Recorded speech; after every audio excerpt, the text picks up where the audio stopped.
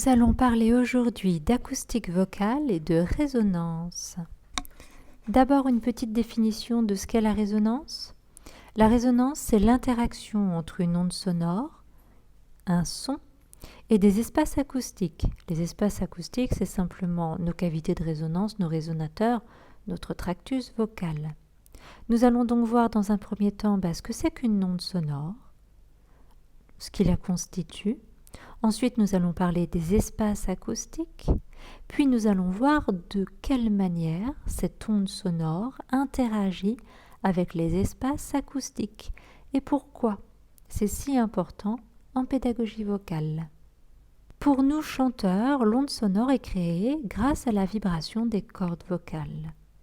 Je vous ai mis une petite représentation graphique de l'onde sonore en haut à droite, et puis vous voyez nos petites cordes vocales là qui bougent en bas à droite.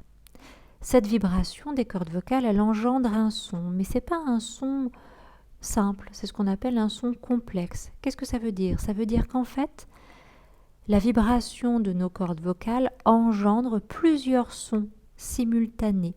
Je vous ai fait une petite représentation avec le son de la voix en haut. Le son de la voix, vous voyez, c'est une onde.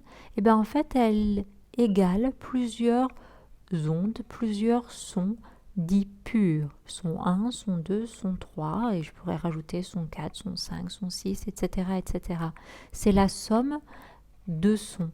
Le son complexe de ma voix, c'est la somme de sons. C'est un peu comme pour les couleurs en fait. Si je veux faire du vert pour mes aquarelles, je vais mélanger du jaune et du bleu. Oui, c'est bien ça, du jaune et du bleu. Pour le son de ma voix, si je veux entendre le son de ma voix, en fait, je mélange en quelque sorte plusieurs sons. Le son complexe de la voix, il est représenté graphiquement sur un spectrogramme. Je vous avais demandé, je crois, de télécharger un logiciel de spectrogramme. Si ce n'est pas fait, je vous invite à le faire. Il y en a plusieurs listés sur la plateforme qui peuvent correspondre à vos attentes. Ça nous permet de voir le son. Ici, nous voyons 4 sons. 1, 2, 3, 4. Et chaque ligne horizontale, c'est en fait un des sons purs qui constitue le fameux son de la voix. Donc le son 1, son 2, son 3, etc. etc. Le spectro, il s'organise comme ceci. En abscisse, en bas, l'axe horizontal, vous avez le temps qui défile, tout simplement. Et en ordonnée, l'axe vertical, c'est la fréquence. Donc vous voyez que un son complexe est constitué de plusieurs sons de fréquences différentes. Si je définis la fréquence, on peut dire que la fréquence, c'est le nombre de périodes, c'est le nombre d'oscillations que l'onde a en une seconde. Cette fréquence, elle s'exprime en Hertz. Par exemple, si une onde a 100 périodes, 100 oscillations par seconde, on va dire que cette onde a une fréquence de 100 Hertz.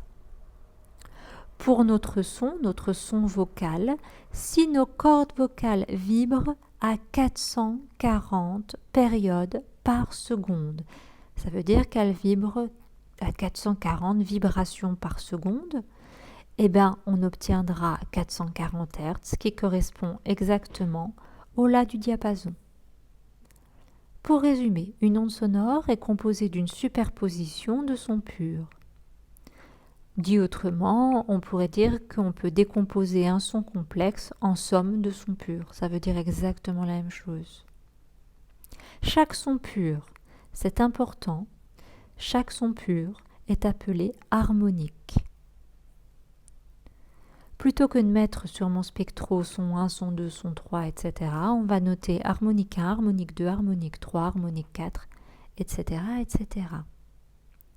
Le premier harmonique, celui qui est entouré là sur ma petite photo en bas à droite, le premier harmonique, on l'appelle le fondamental ou la fréquence fondamentale. Cette fréquence fondamentale, elle se note petit f0 ou grand H1. Grand H1 pour harmonique 1.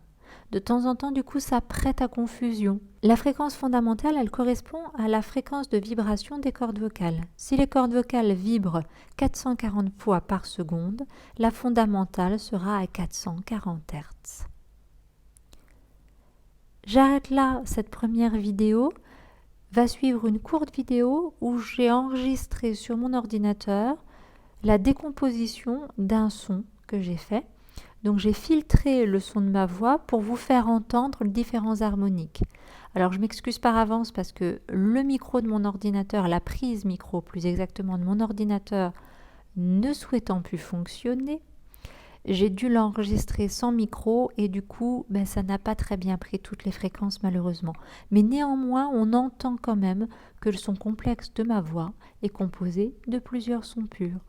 Je vous laisse regarder la vidéo et on se retrouve après pour la suite des tutos.